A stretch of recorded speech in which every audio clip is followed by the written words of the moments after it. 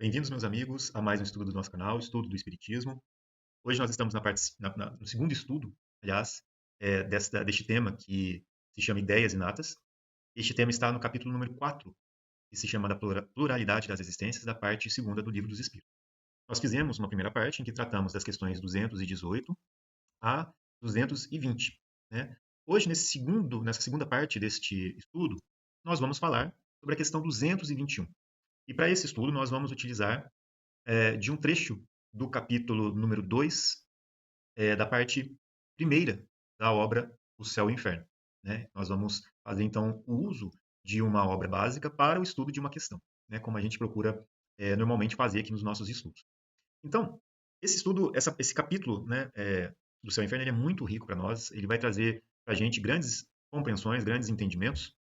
Então, vamos ler a questão 221 e, a partir dela, já começar, então, as nossas reflexões de hoje.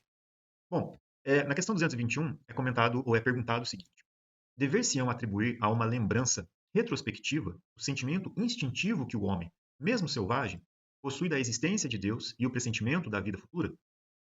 E os espíritos nos respondem: é uma lembrança que ele conserva do que sabia como espírito antes de encarnar, mas o orgulho amiudadamente abafa esse sentimento. Olha, essa questão ela é muito rica, ela tem muita coisa para ser estudada aqui, e a gente consegue compreender a sabedoria divina que nos permite, à medida que nós vamos progredindo, compreender melhor os seus desígnios. É muito interessante a gente refletir sobre esta intuição que o espírito traz consigo ao encarnar, né? E esta ideia, ou esta intuição, né, esse sentimento que ele carrega dentro de si, crescer à medida que ele também progride enquanto espírito, mas devido a uma causa providencial. E nós vamos entender isso, né, nesse estudo. É muito interessante. E a gente sabe, né, só para relembrar também um pouquinho deste contexto sobre ideias inatas, nós sabemos que o espírito, antes de reencarnar, ou antes de tomar um corpo físico na sua atual existência, ele traz consigo uma bagagem espiritual que ele acumulou durante as suas vidas pretéritas. Né? Nós, enquanto espíritos, progredimos em cada uma das nossas existências. Né? E cada uma das nossas existências nos aporta algo de importante, né? Nos oferece algo de importante para o nosso aprendizado, para o nosso progresso espiritual. Então, nós vamos progredindo em inteligência, nós vamos progredindo em moralidade, nós vamos crescendo como espíritos. Né? E a nossa tendência é que nós, a cada vez mais, compreenda melhor Deus, compreenda melhor a felicidade que nós podemos construir dentro de nós, num processo em que nós nos purificamos e alcançamos esta perfeição relativa cada vez mais. Então sabemos que as encarnações são uma fase, digamos assim, da vida do espírito, né, que se dá em várias vidas, e o espírito progride, né, nestas encarnações, dado que elas são necessárias para que ele adquira conhecimentos, inteligência, experiências, para que ele aprenda o que é o certo, o que é o errado, o bem e o mal, e desenvolva suas qualidades morais também. Então, as encarnações têm esse propósito. E olha que interessante esta questão de trazer também consigo um sentimento inato com relação à vida futura e também da existência de Deus. Né? Isso também é algo trazido pelos espíritos. Porque, olha que interessante, se o espírito já estava no plano espiritual e ele toma um corpo momentaneamente, que é o nosso caso atual, né? Então nós temos uma ideia já, né? Já que nós estávamos lá no plano espiritual, nós já temos essa ideia da existência deste plano espiritual, da existência de Deus, né? Da vida futura. Porque quando nós deixarmos esse corpo físico, quando a morte acontecer, nós voltaremos para a vida espiritual, para a pátria espiritual. E esse é a vida futura. Né? E é nesta questão, com relação à morte do corpo físico, que nós, então, compreendemos também a sabedoria divina se traduzindo de uma maneira muito interessante para nós. Né? Porque existe, de uma certa maneira, o temor da morte. E esse temor da morte, ele é providencial. Olha que interessante o que Kardec nos traz na obra O Céu e o Inferno. O homem, vamos começar aqui, né? Essa leitura aqui vai ser até rápida para a gente, né? Nesse segundo estudo. O homem, seja qual for o grau da escala a que pertença, desde o estado selvagem, tem o sentimento inato do futuro. Sua intuição diz-lhe que a morte não é a última palavra da existência e que aqueles de quem temos saudades não estão perdidos irremediavelmente. Né? Então, o que quer dizer aqui? Se a gente para, se a gente pensa, né, nós temos esse sentimento inato conosco, né, de que a morte, ela não nos traz o fim da nossa existência.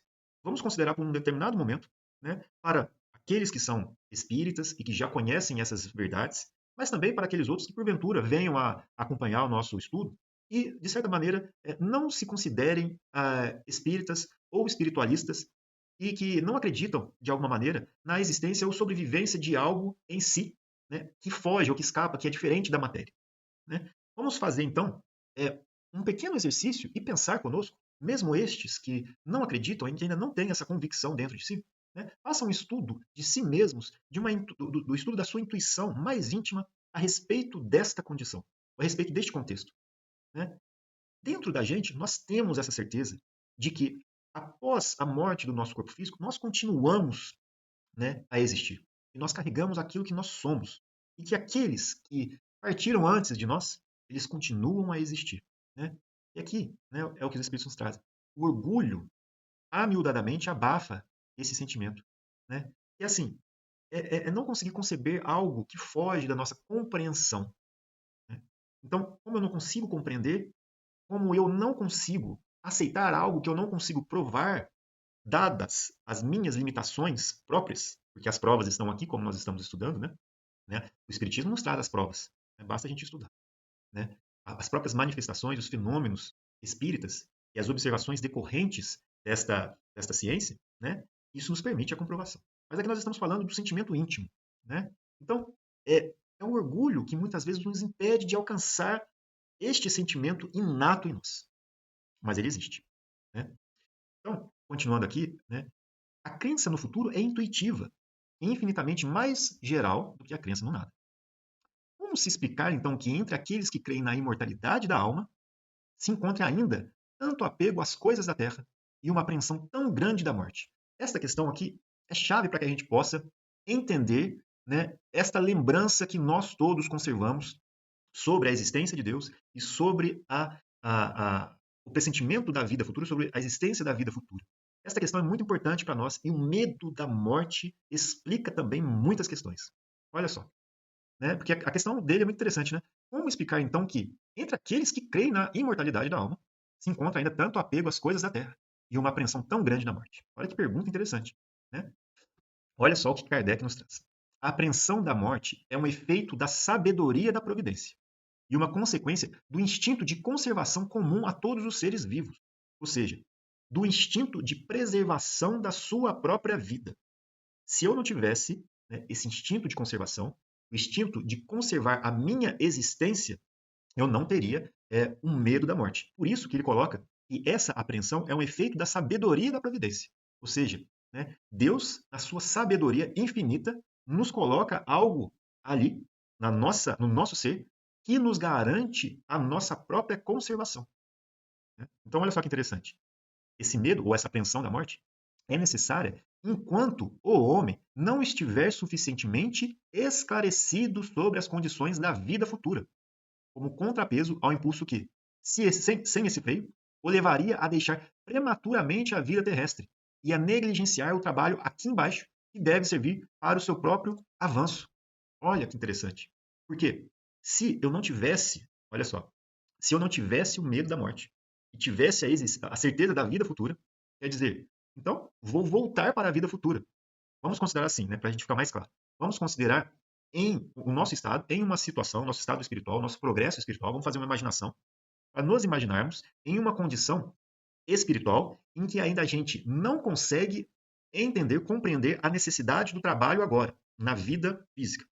Ou seja, do nosso trabalho hoje, com vistas ao desenvolvimento da nossa inteligência e das nossas qualidades morais. Vamos supor que eu ainda não tenho esta compreensão. Então, se eu não tivesse o medo da morte, e se eu não tivesse esse medo como sendo, né, necessário para a conservação da minha própria existência, e além disso, sabendo da posterioridade na vida futura, ou seja, da continuação da vida na vida futura, por que, que eu iria sofrer? Por que, que eu iria continuar aqui? Né? Então, eu voltaria para a minha pátria espiritual, onde eu não sofro as consequências de estar preso à matéria do corpo físico, que me traz frio, que me traz fome, que me traz enfim, uma série de necessidades de cunho material e que são necessárias para o desenvolvimento da minha inteligência. Né? Isso é muito interessante. Então, quando a gente não compreende ainda o propósito da nossa existência material, esse freio, que é o medo da morte, ele é essencial para nós. Porque através deste freio, através desta apreensão, nós conseguimos nos manter aqui na nossa existência corpórea, garantindo, né, a nossa conservação, a preservação da nossa vida, ao mesmo tempo que nós desenvolvemos as nossas qualidades intelectuais. Bem como, posteriormente, na medida que nós vamos evoluindo, também as qualidades morais. São necessárias ao progresso do espírito. Né? Então, vamos reler aqui. A apreensão da morte é necessária enquanto o homem não estiver suficientemente esclarecido sobre as condições da vida futura, como contrapeso ao impulso que, sem esse freio, o levaria a deixar prematuramente a vida terrestre e a negligenciar o trabalho aqui embaixo, que deve servir para o seu próprio avanço.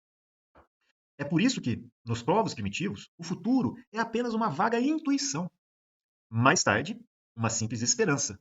Mais tarde, enfim, uma certeza, mas ainda contrabalanceada por um secreto apego à vida corpórea. Olha que interessante isso, né? Isso a gente consegue ver, né? Porque nós estamos avaliando, vamos pegar assim, a evolução de todas as doutrinas que têm como esse objetivo nos religar a Deus, que faz parte da nossa história enquanto humanidade, né? Olha só, no começo é uma vaga intuição, a gente não sabe muito bem, e a gente, no nosso nível evolutivo, né, daquela época, nós então adoramos muitas vezes por atos exteriores para apaziguar ali, né, os humores dos deuses. Né? Então ali a gente tem os princípios, os primórdios, né, das religiões, por exemplo.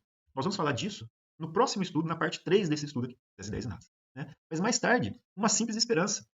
Né? Isso Jesus nos trouxe, os ensinamentos, como diz, inapagáveis, né, sobre a vida futura.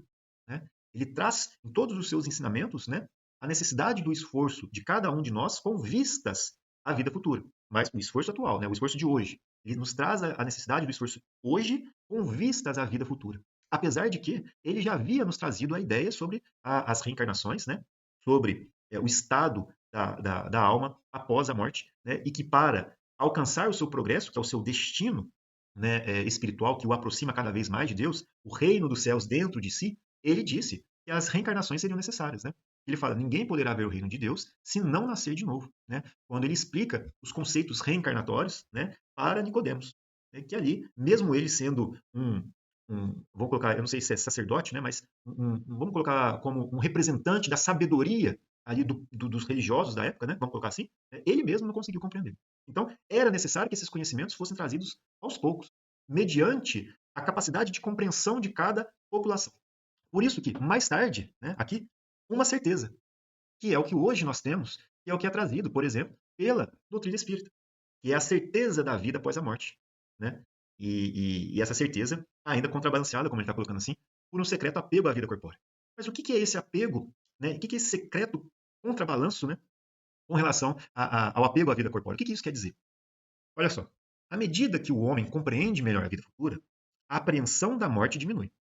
Mas, ao mesmo tempo, compreendendo melhor sua missão na Terra, ele aguarda seu fim com mais calma, resignação e sem temor. Né? Porque, olha só, hoje nós temos essa certeza da vida futura. Mas ainda nós temos, né, como ele colocou, né, um secreto apego à vida corpórea. Por quê? Porque nós ainda precisamos aprender a necessidade do trabalho atual, do esforço que nós precisamos passar atualmente na nossa atual existência, para que isso reflita no nosso espírito como um progresso que ele tem como obra construída em si mesmo. Né? Para que ele possa ter um mérito das suas próprias obras. Então, né, à medida que nós vamos compreendendo melhor a vida futura, né, que é o que o Espiritismo nos traz, por exemplo, nós também compreendemos a necessidade do trabalho hoje. Nós sabemos da importância da vida corpórea, porque ela nos permite melhorar a nossa capacidade ou a nossa situação enquanto espíritos, porque ela nos permite o desenvolvimento, o aprimoramento da inteligência, bem como das qualidades morais. Sem o corpo físico, as nossas limitações de compreensão ainda seriam muito grandes. Né? Então, hoje, a gente compreende a vida futura, mas é necessário que a gente também compreenda a necessidade do trabalho que nos é pedido hoje. Né? Se a gente volta lá no Livro dos Espíritos, né? Qual é o objetivo da encarnação? É trazer o progresso do espírito, ao mesmo tempo que ele também cumpre a sua parte na obra da criação. Né? Então, isso é muito importante para a gente. Chega a um ponto da nossa compreensão sobre a vida futura, que não nos resta mais dúvida, mas que a gente compreende a necessidade do trabalho hoje. na nossa vida. Vamos pensar assim, num mundo mais adiantado, em mundos mais felizes do que o nosso, relativamente, né?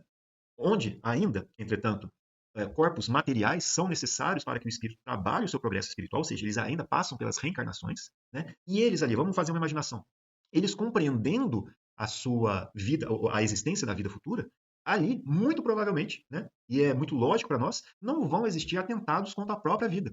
Ou seja, não vão haver ali espíritos encarnados que vão procurar remover a própria existência corpórea para voltar à vida espiritual. Por quê? Porque eles, apesar de saberem que existe a vida futura, é a pátria espiritual e de onde eles vieram, eles sabem da necessidade do trabalho na vida corpórea. E por isso, né, eles sustentam os seus trabalhos durante aquela existência com mais resignação, mais coragem, né, objetivando cumprir o seu dever, o seu trabalho naquela existência que vai agariar para eles méritos espirituais. Né? Muito interessante. Então, olha só, vamos ler aqui de novo o tom 3. À medida que o homem compreende melhor a vida futura, a apreensão da morte diminui, mas ao mesmo tempo, compreendendo melhor sua missão na Terra, ele aguarda seu fim com mais calma, resignação e sem temor. A certeza da vida futura dá outro curso às suas ideias, outro objetivo a seus trabalhos. Antes de ter essa certeza, ele trabalha apenas para a vida atual. Com tal certeza, ele trabalha tendo em vista o futuro sem negligenciar o presente, porque sabe que o seu futuro depende da direção melhor ou pior que der ao presente. E aqui está a chave para a gente entender isso, né? Essa lembrança instintiva, né? Aqui é uma lembrança instintiva que ele conserva, né? Que o espírito conserva antes de encarnar. A lembrança instintiva da existência de Deus e da vida futura, né? Porque se fosse claro isso para nós desde o começo das nossas existências corpóreas, né? Mas a gente ainda não entendendo ainda a necessidade do trabalho atual, né? Naquela existência corpórea em que nós precisávamos do sofrimento para o desenvolvimento das nossas capacidades intelectivas, né? Então nós tiraríamos a nós mesmos, né, a existência material de que nós nos serviríamos e voltaríamos para a pátria espiritual. Então, no começo das nossas existências, né, enquanto espíritos dotados já de razão e desenvolvendo a sua inteligência, era necessário que estes sentimentos inatos fossem apenas de maneira instintiva mesmo, para que nós pudéssemos ainda ter este medo da morte providencial e garantindo a nossa conservação, garantindo a nossa existência, né, a nossa própria vida, nós pudéssemos então aproveitar aquela oportunidade para desenvolver capacidades que o espírito precisa, que nós precisamos, né? Por exemplo, a inteligência. Isso é muito interessante de compreender, né? Então, agora, hoje, nós já temos essa certeza, nós já avançamos nessa compreensão da vida futura, né? Mas o medo da morte ainda existe. Né? O medo da morte ainda existe, como o Kardec falou aqui, né? Como um secreto apego à vida corpórea. Por quê? Porque a gente ainda precisava aprender sobre a necessidade do trabalho hoje. Então, agora, compreendendo e tendo a certeza da vida futura, mas ao mesmo tempo entendendo a necessidade de aproveitar bem a oportunidade de hoje, então isso nos garante então um balanço correto para que a gente possa caminhar tanto na nossa vida corpórea e construindo tudo aquilo que nós precisamos construir para voltar à vida espiritual mais rico do que entramos. Então, aí que existe a sabedoria divina, né? Que nos coloca tudo que a gente precisa de uma maneira assim muito sábia. É muito interessante, né, fazer a reflexão sobre essa passagem aqui, né, desta pergunta que Kardec fez. Né? Então, vamos voltar aqui ao texto, né? Deixa eu só reencontrar onde que eu estava. Aqui. A certeza de reencontrar os amigos depois da morte, de continuar as relações que teve na Terra, de não perder o fruto de nenhum trabalho, de crescer incessantemente em inteligência e imperfeição, dá-lhe a paciência de esperar e a coragem de suportar as fadigas momentâneas da vida terrestre. A solidariedade que ele vê se estabelecer entre os mortos e os vivos faz-lhe compreender aquela que deve existir entre os vivos. A fraternidade tem, assim, sua razão de ser e a caridade um objetivo no presente e no futuro. Ou seja, o espírito ele compreende, né, o trabalho que precisa ser feito hoje, apesar de saber sobre a vida futura. Então ele não negligencia o presente, porque ele sabe que o melhor direcionamento que ele puder dar hoje, né, da sua existência, vai garantir para ele, né, uma bagagem, uma riqueza, né, que é do seu próprio espírito como resultado, como mérito daquelas obras que ele fez. Né? Muito interessante. Agora, para terminar o nosso estudo, vamos ler aqui, né, este item número 4, que vai então fazer o fechamento desse raciocínio para nós, muito importante. Então, para se libertar das pensões diante da morte, é preciso encarar esta última de seu verdadeiro ponto de vista, ou seja, ter penetrado pelo pensamento no mundo espiritual e ter feito deste uma ideia tão exata quanto possível, o que denota no espírito encarnado um certo desenvolvimento e uma certa aptidão a se desprender da matéria. Né? Então, para que a gente possa não ter esse receio da morte, é necessário que o nosso entendimento, a nossa compreensão, o nosso ponto de vista com relação ao nosso ser, a nossa existência, né, seja colocado sob o ponto de vista espiritual. Porque de lá nós sabemos que nós continuamos a existir e que a nossa vida corpórea é apenas passageira, mas, como nós estamos falando, necessária ao nosso progresso espiritual. Naqueles que não estão suficientemente avançados, a vida material ainda leva melhor sobre a vida espiritual. Apegando-se ao exterior, o homem vê a vida apenas no corpo, ao passo que a vida real está na alma. Estando o corpo privado de vida, a seus olhos tudo está perdido e ele se desespera. Se em vez de concentrar o pensamento sobre a vestimenta exterior, ou seja, o corpo físico, ele o dirigisse para a própria fonte da vida, para a alma que é o ser real e sobrevivente a tudo, ele lamentaria menos o corpo, fonte de tantas misérias e dores. Mas para tanto é preciso uma força que o espírito adquire apenas com a maturidade. A apreensão diante da morte deve-se então à insuficiência das noções sobre a vida futura, mas ela denota a necessidade de viver e o temor de que a destruição do corpo seja o fim de tudo. Ela é assim provocada pelo secreto desejo da sobrevivência da alma, ainda velada pela incerteza. Olha que interessante, né? A apreensão diminui à medida que a certeza se forma, desaparece quando a certeza é completa. Eis o lado providencial da questão. Era sábio não ofuscar o homem, cuja razão ainda não era bastante forte para suportar a perspectiva demasiado positiva e demasiado sedutora de um futuro que o teria feito negligenciar o presente necessário ao seu avanço material e intelectual. Meus amigos, esse texto de Kardec, ele é realmente de uma profundidade, de um reconhecimento à providência divina, à sabedoria divina muito grande, né? Muito grande, muito profunda, realmente, né? E esse texto, por si só, já nos parece muitas coisas. É um texto que precisa de meditação, é um texto que precisa de estudo, né? Mas mostra para nós a sabedoria divina em todos os pontos da nossa existência. Então, quando a gente se pergunta, né, por que que todos nós não temos esse sentimento claro da vida futura? Porque isso também depende do avanço espiritual que cada um de nós conseguiu, né? Em alguns, este estado intuitivo ainda não se mostra tão claro, mas é um progresso que o espírito está fazendo, né? E ele vai desenvolver esse sentimento cada vez mais. Porque nós agora já estamos em um ponto, em um estado evolutivo geral, em que nós temos já a possibilidade de uma compreensão raciocinada, né? De ter o acesso à certeza da vida futura, né? E ao mesmo tempo compreendendo a necessidade do trabalho que nós temos que fazer hoje na nossa atual existência com vistas a esse progresso e que aqui na nossa encarnação ela é necessária para que nós possamos desenvolver as nossas capacidades espirituais, que envolvem a inteligência, a moral, os nossos sentimentos, nos permite também resgatar aquilo que nós, enquanto estávamos cegos por algumas questões referentes ao nosso orgulho, ao nosso egoísmo no passado, e mesmo ainda hoje, né? Nós então hoje temos a oportunidade de resgatar erros que foram, né, que se fizeram presentes mediante a essa existência exacerbada destes sentimentos ainda presentes no nosso espírito, né? Tudo ainda vinculado ao orgulho e egoísmo. Então, muito interessante a gente perceber esse progresso espiritual. Bom, meus amigos, finalizamos essa parte segunda desse estudo, né? Agradecemos a Deus por nos permitir ter acesso a esse material tão rico, né, tão esclarecedor, né? A gente louva a sabedoria divina, a providência divina, a misericórdia, todo o cuidado que Deus tem conosco de nos permitir esse avanço espiritual e cada vez ter mais compreensão da sua sabedoria. Então, agradecemos a Deus por essas reflexões, né? E agradecemos a Jesus pela sua sabedoria em nos conduzir nesse processo de aprendizado, né? E agradecemos a todos os espíritos que nos auxiliam neste processo também, né? Então, meus amigos, muito obrigado pela companhia. Nos vemos no próximo estudo. Ainda tem uma parte para a gente fazer. Então, nos vemos no nosso próximo estudo, né? Fiquem com Deus, que Jesus abençoe a todos.